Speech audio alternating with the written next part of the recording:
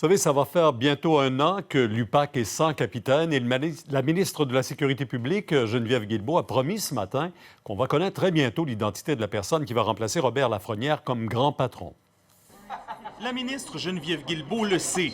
Elle doit livrer la marchandise. C'est ma responsabilité de faire en sorte qu'on nomme un nouveau dirigeant. Voilà bientôt un an que Robert Lafrenière n'est plus commissaire à l'UPAC. Le remplaçant n'est pas encore nommé. Je peux vous dire qu'on devrait nommer un nouveau commissaire à l'UPAC maximum en octobre. Les problèmes à l'UPAC, à la Sûreté du Québec et au service de police de la Ville de Montréal ont fait mal.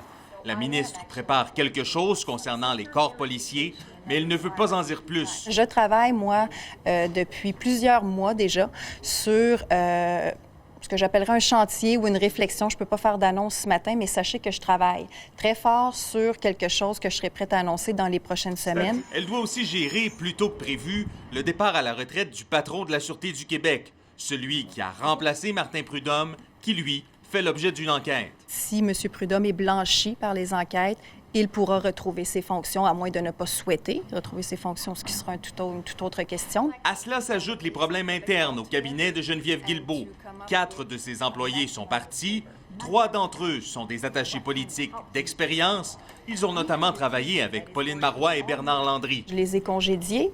Donc, contrairement à ce qui a été affirmé, je n'ai pas perdu d'employés, mais bien fait le choix de m'en départir. Il y a beaucoup d'actions pour Mme Guilbeault. Par ailleurs, François, elle a été aussi questionnée sur une possible fuite de documents confidentiels.